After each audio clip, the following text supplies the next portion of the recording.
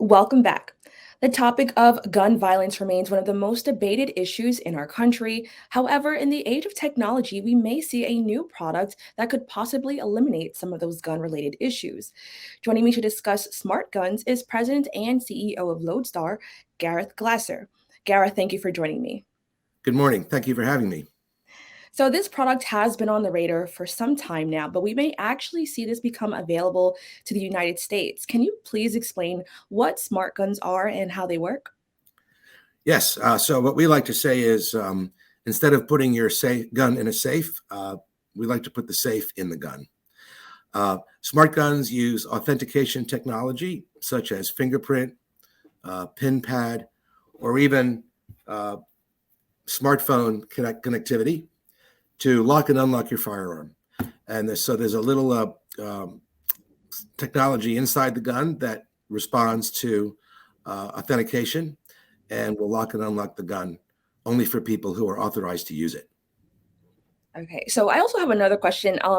Is it like it's just that one person that can use it? So it's not like you could have multiple fingerprints or anything like that, just for that one person? Oh, no, actually you can.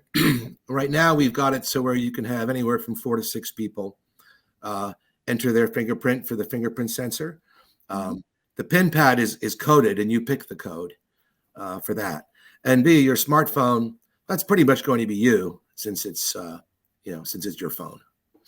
Oh, okay, cool. Thanks for sharing that. Now, I understand that the idea for this model actually stems from a really sad reality that we hear often. Can you just further explain what inspired you to really invest time into this?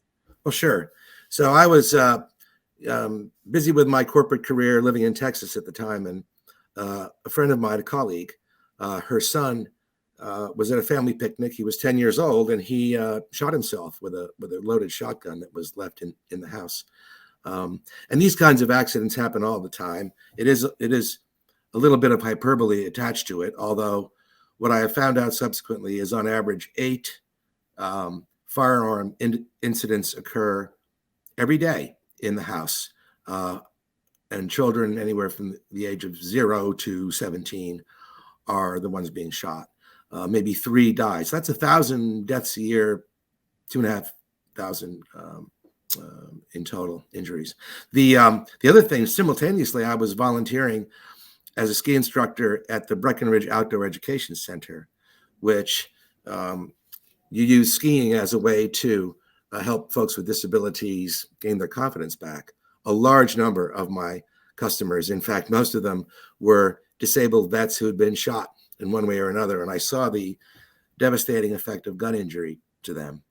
So I decided to do something about it and went back and actually started doing some research to see, is there a non-political solution to this? And I settled on technology as the way to go.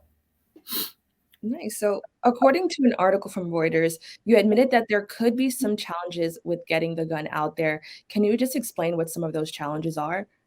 Sure. So I think the primary challenge, first off, is that there is a reluctance among people to trust in new technology.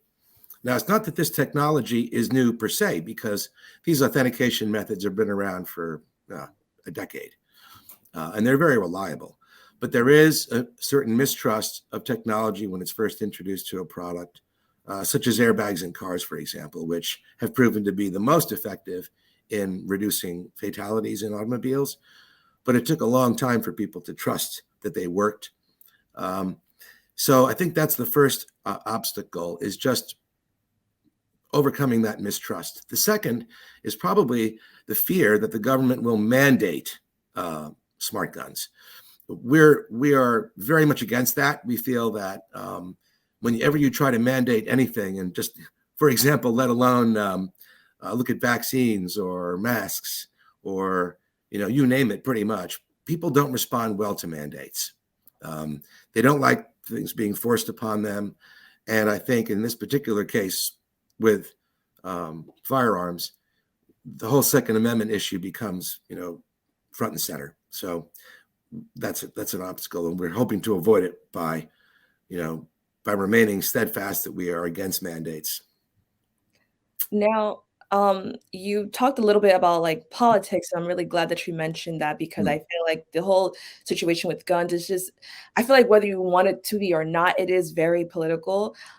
So as I mentioned previously, we're constantly having this debate about gun violence. Do you feel that smart guns could actually lessen the divide between those who are pro guns and those who are anti-gun? I really do. The reason I actually settled on a technology solution is because it's the least political when compared to, say, um, gun control legislation or arguing in court over different legal approaches to try to outlaw certain types of firearms or ammunition. I mean, those automatically put people on either side of the argument, and that kind of controversy is less apparent when you have technology. At least the technology says we're not trying to prevent gun ownership. In fact, our customers will be gun owners. What we're trying to do is make the guns better and safer. And these guns, not only will they be safer, but they're going to have a lot of pretty cool features that I think gun owners are really going to like. So we could kind of find a little bit of common ground, or that's what you're hoping for. Yeah, absolutely. Yeah. So, just bringing this into it, I'm from New York City, specifically the Bronx, and we Mm. have a lot of stories about, senseless killings in regards to guns. According to NYC.gov, gun violence is down 4.4%, which is a good thing. But do you think the addition of smart guns could possibly further decrease that number? Well, I do.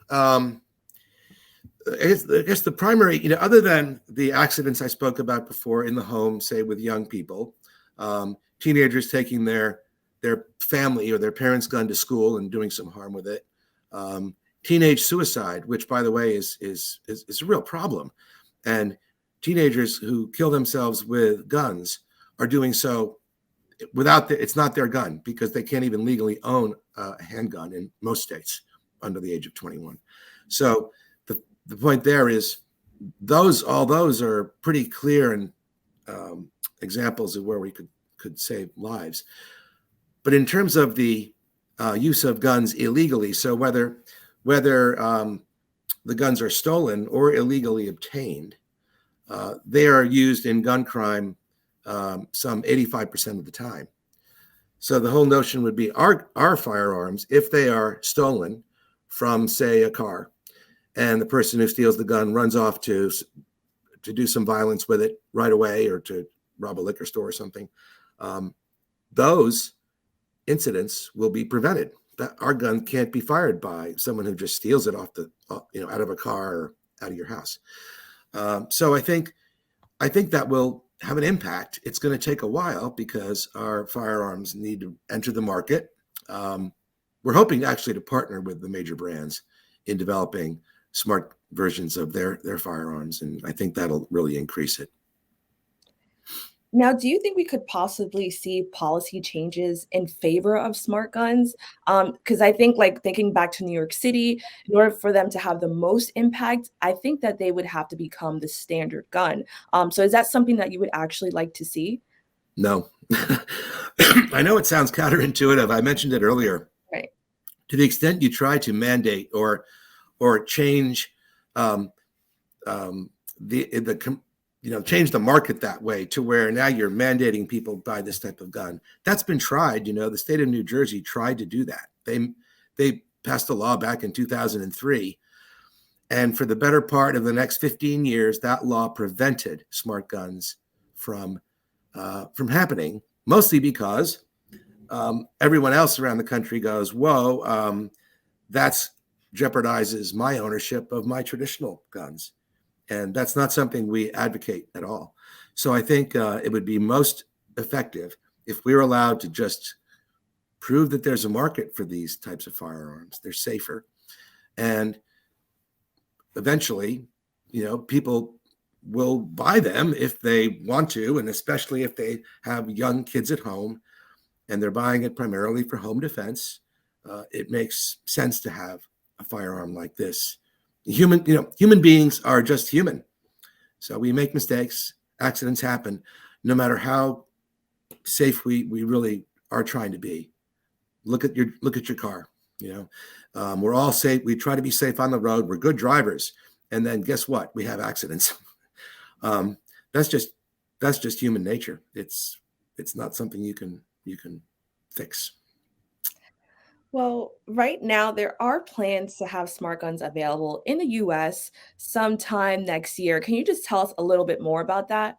Sure. So we we hit the supply chain issues like you hear about all the time now. We already lost a couple of months in terms of our prototype development, but now that we're ready to go to the next phase, which is to create our minimum product, we have to actually source significant materials and equipment.